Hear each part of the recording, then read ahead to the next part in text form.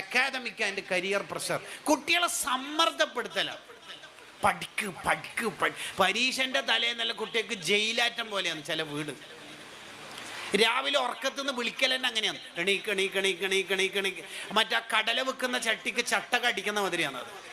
എണീക്കാം രാവിലെ തന്നെ അങ്ങനെയാണ്. എണീക്കാം പല്ലേക്കാം അങ്ങനെയാണ് സംഭവം ഉണ്ടാകുന്നത്. ഒരു സോഫ്റ്റ്നെസ്സിൽ സംസാരിക്കൂല ചില ഉമ്മമാർ. അങ്ങനെയല്ല വേണ്ടത്. പഠനമൊക്കെ ഒരു രസാക്കണം. ഗസാലിമാൻ പറയുന്നത് ഇടയ്ക്ക് കളിക്കാനൊക്കെ വിടണം. പഠനം തലവേദനയാക്കരുത്. അബ്ദുല്ലാഹിബ്നു മസ്ഊദ് റളിയല്ലാഹുവിനോട് നിങ്ങൾ എല്ലാ ദിവസവും ക്ലാസ് എടുക്കുമോ, നിങ്ങളെ ക്ലാസ് നല്ല രസമുണ്ട് എന്ന് പറഞ്ഞപ്പോൾ പറഞ്ഞു, ഓവറാക്കണ്ട, ആഴ്ചയിൽ ആ വ്യാഴാഴ്ച നടക്കുന്ന ക്ലാസ്സിന് കൃത്യം വന്നാൽ മതി കേട്ടാ, മതി, ഓവറാക്കണ്ട. അതാണ് ഇസ്ലാം. ഓവറാക്കരുത്, അമിതാവ്.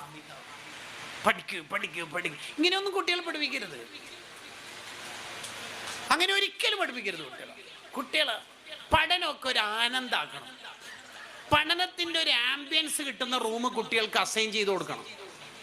അടുക്കളയിൽ നിന്ന് ടൈൽസിൻ്റെ മേലെ ഇരുന്നിട്ടല്ല കുട്ടികൾ ഗൈഡ് വായിക്കേണ്ടത്. പ്രീവിയസ് ക്വസ്റ്റ്യൻസ് പ്രിപ്പയർഡ് ആവേണ്ടത് അങ്ങനല്ല.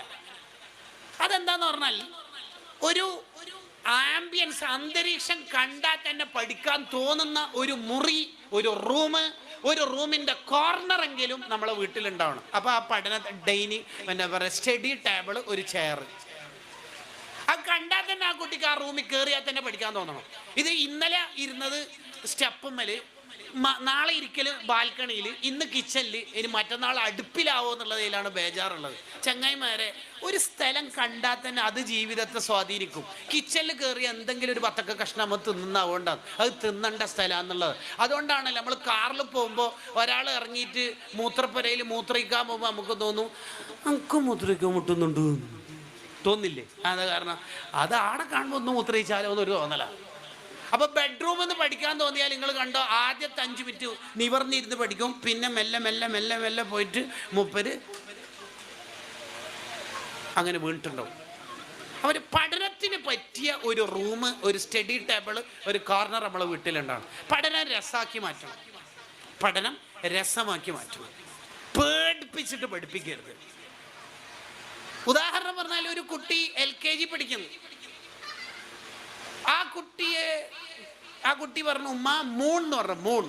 മൂൺ ചന്ദ്രനെയാണ് പറയണത്, മൂൺ.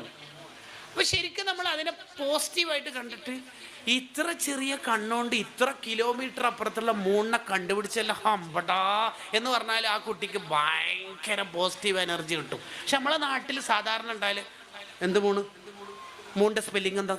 ഇനി ഖിയാമത്ത് നാളെ